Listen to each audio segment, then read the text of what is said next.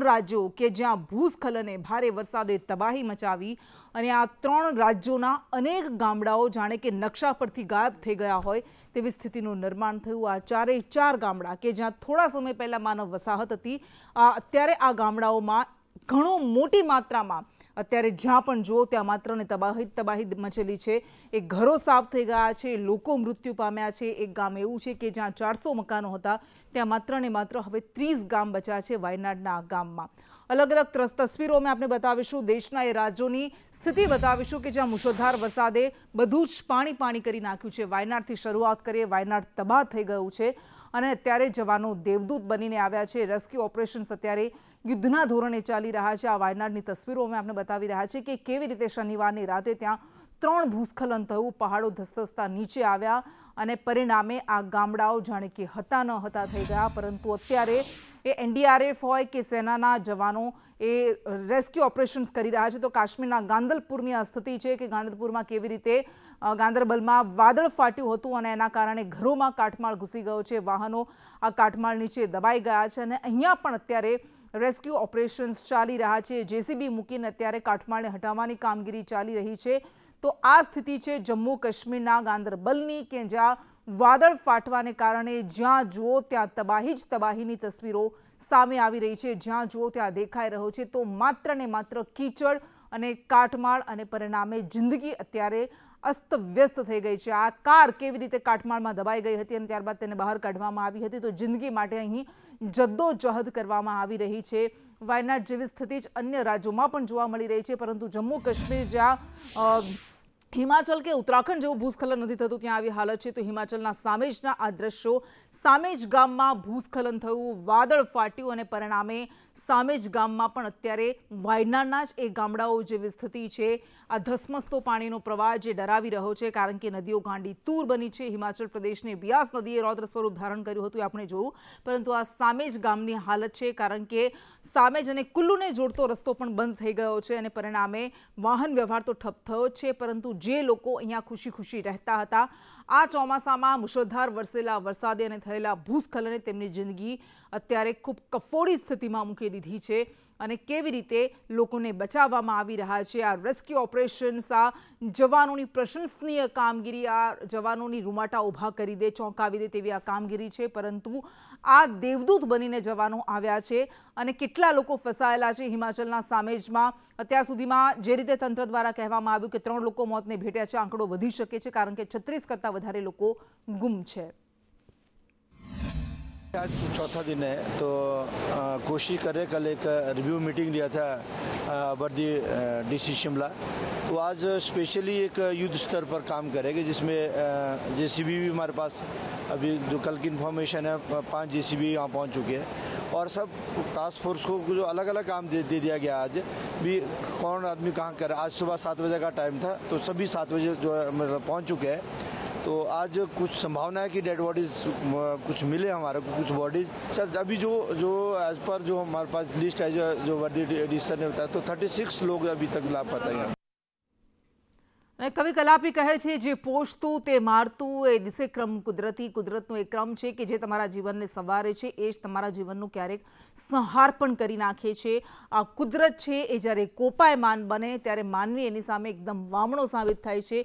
ए कंई ज नथी करी शकतो, एनी बधी ज क्षमताओ ने एनी बधी ज शक्ति ત્યાં વ્યર્થ સાબિત થાય છે। કંઈક આવી જ હાલત જોવા મળી રહી છે અને હવે આપણે બતાવીશું મહારાષ્ટ્રના પુણેના એ દ્રશ્યો। થોડા સમય પહેલા પણ આપણે જોયું હતું કે પુણેમાં ભારે વરસાદને કારણે હાલત ખરાબ થઈ ગઈ હતી અને ત્યારે ફરી એક વખત મંદિરમાં પાણી ઘૂસી ગયા છે। પુણેમાં ભારે વરસાદને કારણે અત્યારે આવી સ્થિતિ છે। નદીઓએ રૌદ્ર સ્વરૂપ ધારણ કર્યું છે, નદીઓ ભયજનક સપાટીની ઉપર વહી રહી છે અને આસપાસના વિસ્તારોમાં જ્યાં જુઓ ત્યાં જળ સામ્રાજ્ય જોવા મળી રહ્યું છે।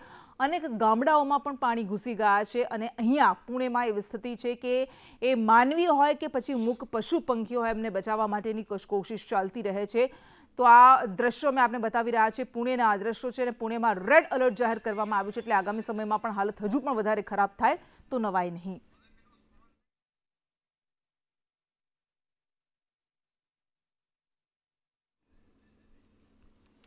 અને બધા જ જિલ્લાઓમાં આપણે જોયું, એ હિમાચલ પ્રદેશ હોય, ઉત્તરાખંડ હોય, કેરળનું વાયનાડ હોય કે જ્યાં કોપાયમાન થઈ કુદરત અને જિંદગીને તાણી ગઈ અને આ બધા વચ્ચે સૌથી સુંદર કામગીરી કોઈની સામે આવી હોય તો એ આપણા રેસ્ક્યુ ઓપરેશન્સના જવાનોની છે. એનડીઆરએફ હોય, સેના હોય, નેવી હોય, એરફોર્સ હોય, બધાએ અત્યારે એવી કામગીરી કરી છે કે જેના કારણે 4 દિવસ સુધી જે કાટમાળ નીચે ફસાયેલા હતા એ લોકો જીવંત બહાર આવ્યા છે. અને આ બધા વચ્ચે, આ સુંદર કામગીરી વચ્ચે માસ્ટર રેયાનનો એક નાનકડું બાળક છે કેરળનો, વાયનાડનો, અને એણે એક પત્ર લખ્યો છે સેનાને ઉદ્દેશીને. આ પત્ર અમે આપણે બતાવીશું આ પત્રમાં શું લખવામાં આવ્યું છે. માસ્ટર રેયાન લખી રહ્યો છે કે પ્રિય ભારતીય સેના, મારા પ્રિય વાયનાડમાં ભારે ભૂસ્ખલન થયું જેનાથી તબાહી અને વિનાશ થયો છે. તમને કાટમાળમાં ફસાયેલા લોકોને બચાવતા જોઈને મને ગર્વ અને ખુશી થાય છે. મેં હમણાં જે વિડીયો જોયો જેમાં તમે તમારી ભૂખ સંતોષવા માટે બિસ્કિટ ખાઈ રહ્યા હતા અને પુલ બનાવી રહ્યા હતા, આ દ્રશ્ય જોઈને હું ખૂબ પ્રભાવિત થયો છું અને એક દિવસ હું ભારતીય સેનામાં સામેલ થઈ દેશની રક્ષા કરવા માંગુ છું.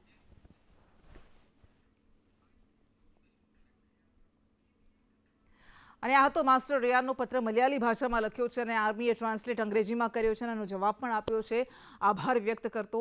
અને આ સ્થિતિ છે, આપણે આશા રાખીએ કે જલ્દી અહીંયા જીવન પૂર્વવત થાય. પરંતુ હવે આપણે વાત કરીશું એ દેશના સૌથી મોટા દૂષણની, ભ્રષ્ટાચારની. એ 75 વર્ષ થઈ ગયા આઝાદીને, પરંતુ તેમ છતાં પણ આપણે ભ્રષ્ટાચારનું દૂષણ નાથી નથી શક્યા. ત્યારે વાત કરીશું કે ભ્રષ્ટાચારીઓના માથે કોના હાથ.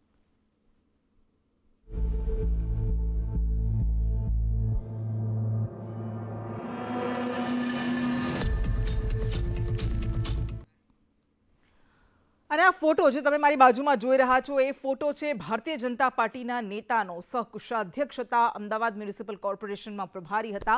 અને આ ધર્મેન્દ્ર શાહે કરોડોનું મોટું કૌભાંડ કર્યું, ભ્રષ્ટાચાર કર્યો અને CR પાટીલે ધર્મેન્દ્ર શાહને હટાવી દીધા એમના પદ પરથી. પરંતુ સવાલ એ થાય કે શું હકાલપટ્ટી એ એકમાત્ર એક્શન છે? જ્યારે પણ કોઈ કૌભાંડ થાય, જ્યારે કોઈ મોટો કાંડ બને એટલે અધિકારીઓને હટાવી દેવામાં આવે છે, સસ્પેન્ડ કરી દેવામાં આવે છે, કાં તો એમની બદલી કરી દેવામાં આવે છે. પણ શું એનાથી ખરેખર ડર પેસે છે ખરા?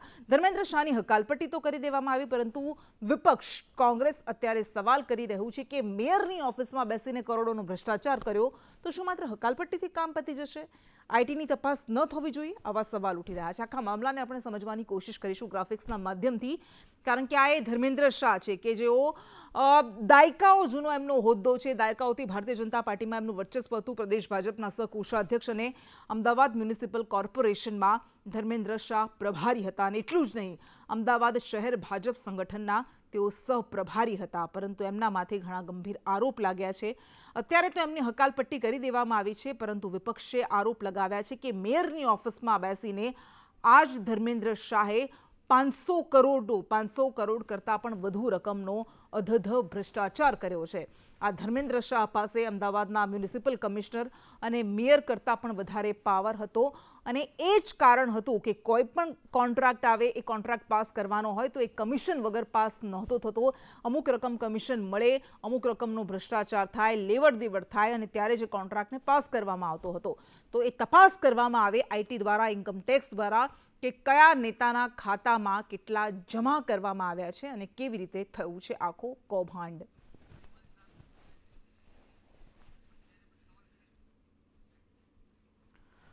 અને આખરે આટલું મોટું કૌભાંડ થયું કેવી રીતે? આ સ્વાભાવિક છે કે આપણે ભારતીય જનતા પાર્ટીના નેતા પાસેથી જવાબ લેવાની કોશિશ કરીએ છીએ દરેક કૌભાંડો અને કાંડ બાદ, પરંતુ એ વિવાદિત મુદ્દાઓમાં સામે આવતા નથી. આપણી સાથે અત્યારે કોંગ્રેસના નેતા બિમલ શાહ જોડાઈ ગયા છે.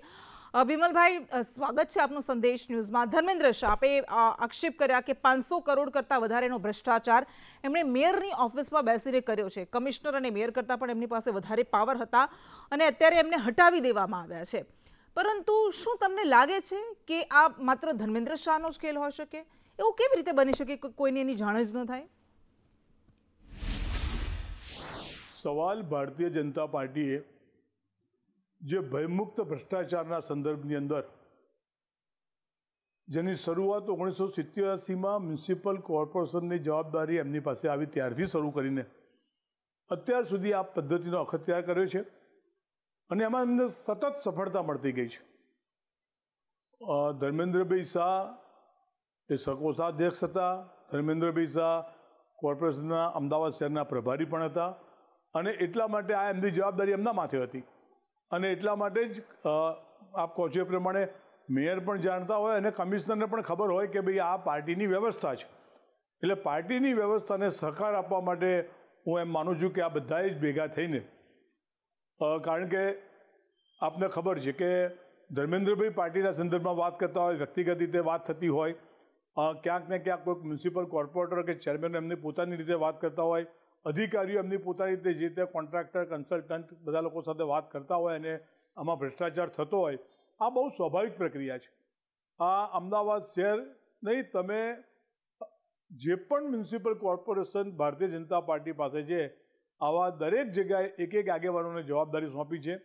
જિલ્લા પંચાયતોમાં પણ તમને ખ્યાલ આવે કે જિલ્લા પંચાયતોમાં પણ હવે જે સિસ્ટમ ડેવલપ કરવામાં આવી છે એ દરેક જિલ્લાઓમાં જ્યાં જિલ્લા પંચાયત એમની પોતાની છે ત્યાં પણ આ વ્યવસ્થા એમણે ઊભી કરી છે. બિમલભાઈ, આપે કહ્યું અને આપે જે આરોપ લગાવ્યા એ તો ઘણી બધી વખત એવી પ્રતિક્રિયાઓ પણ સામે આવી છે. ખુદ ભારતીય જનતા પાર્ટીના જ વલસાડના ધારાસભ્ય નવસારીના હતા અને એવું કહ્યું હતું કે જ્યારે કોઈ કામ કરાવવાનું હોય ઇન્ફ્રાસ્ટ્રક્ચરને રિલેટેડ ત્યારે અમુક રકમ જમા કરાવવી પડે છે, જોકે હું એમાં નથી માનતો, એટલે એમણે સાફ કરી દીધું હતું. ખેર, પણ આજની આ વાત છે જ્યારે ધર્મેન્દ્ર શાહને આપણે વાત કરી રહ્યા છીએ, તો શું એમને હકાલપટ્ટી એકમાત્ર પૂરતું એક્શન છે? આપને નથી લાગતું કે એના મુદ્દે તટસ્થ અને નિષ્પક્ષ તપાસ થવી જોઈએ તો આખો ખેલ બહાર આવે? ના, તમે એમ માનો છો કે કોઈ નહીં આવ્યું, નહીં બન્યું હોય? બધાને ખબર જ હતી આ સિસ્ટમ છે. આ સિસ્ટમેટિકલી કરપ્શન માટેની એક વ્યવસ્થા ઊભી કરવામાં આવેલી છે. એટલે ધર્મેન્દ્રભાઈ શાહ, મેં તમને કીધું ને કે અહીંયા ધર્મેન્દ્રભાઈ શાહની વ્યવસ્થા એમને નિમિત્ત બનાવેલા છે અને આની ધર્મેન્દ્રભાઈ શાહ આ કરવાના છે. કારણ કે ધર્મેન્દ્રભાઈ શાહ બોલાવે, તમે 220 કરોડનો કોન્ટ્રાક્ટ 340 કરોડ કરો, તો 240 કરોડનો કોન્ટ્રાક્ટ 330 કરોડ કરો અને એમાં 5% આપો. કોઈપણ જગ્યાએ કોન્ટ્રાક્ટર હોય અને કોન્ટ્રાક્ટરનું કામ સ્ટેન્ડિંગ કમિટીમાં કે એમની કમિટીમાં પાસ કરવાનું હોય તો એમાં એમને 10% આપવાના હોય. આ બધી જ વ્યવસ્થા તમે જુઓ તો ઓવરઓલ તમને એમ દેખાય કે 500 કરોડ કરતાં વધારે પૈસા આ ધર્મેન્દ્રભાઈના માધ્યમ દ્વારા પાર્ટીમાં જમા થયા હોય. બિલકુલ, બહુ મોટી વાત છે. આભાર આપનો બિમલભાઈ અમારી સાથે જોડાવા માટે. પરંતુ કેવી રીતે એક બાદ એક નેતાઓ કે જેઓ ખેસ પહેરી લે છે અને ત્યારબાદ એમને જાણે કે છૂટો દોર મળી જાય છે, પરવાનો મળી જાય છે લોકોને લૂંટવાનો અને આટલા મોટા ભ્રષ્ટાચાર કરવાનો. અને હવે આપણે વાત કરીશું ગોંડલની રાજનીતિ જે ઘણા સમયથી ગરમાયેલી છે, પરંતુ વાત કરીશું શું ગોંડલમાં ગેમ થઈ ગઈ?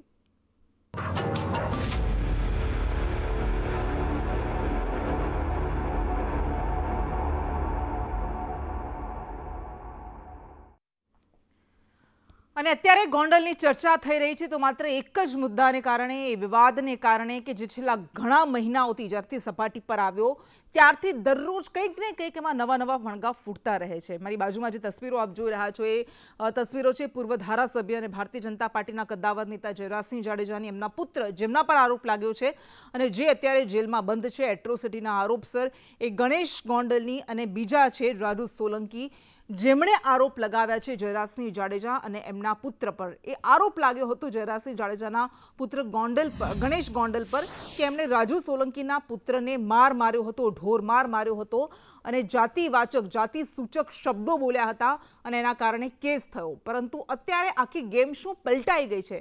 એટલા માટે સવાલ થઈ રહ્યા છે કે ખુદ રાજુ સોલંકી પર જ ગુજસી ટોકની ફરિયાદ દાખલ કરવામાં આવી છે અને પરિણામે અત્યારે રાજુ સોલંકી જે જૂનાગઢના છે મૂળ, એમની સહિત 4 શખ્સોની ધરપકડ કરવામાં આવી છે. આરોપ એ લાગ્યા કે રાજુ સોલંકીએ પોતાના પુત્રો, 2 પુત્રો સહિત પોતાના કેટલાક સંબંધીઓ સાથે મળીને એક ગેંગ બનાવી હતી. આ ગેંગ એ મારપીટના ધંધા કરતી હતી, ખંડણીના ધંધા કરતી હતી અને પરિણામે એમની ગુજસી ટોક હેઠળ ધરપકડ કરવામાં આવી છે. અને રાજુ સોલંકી સામે ફરિયાદી ગણેશ જાડેજા કે રાજુ સોલંકી સામે ફરિયાદી છે, પરંતુ એક જ પરિવારના 3 સભ્યો સહિત 4 લોકોની અટકાયત કરવામાં આવી છે. પણ સવાલ એ ઉઠી રહ્યા છે કે શું રાજુ સોલંકીએ ગણેશ ગોંડલ સામે ફરિયાદ કરી હતી, એમને જેલમાં નખાવ્યા અને એના કારણે આ રાજકીય બદલો લેવાઈ રહ્યો છે, એ મનસા હેઠળ બદલો લેવામાં આવી રહ્યો છે, એ સવાલ પણ થઈ રહ્યા છે.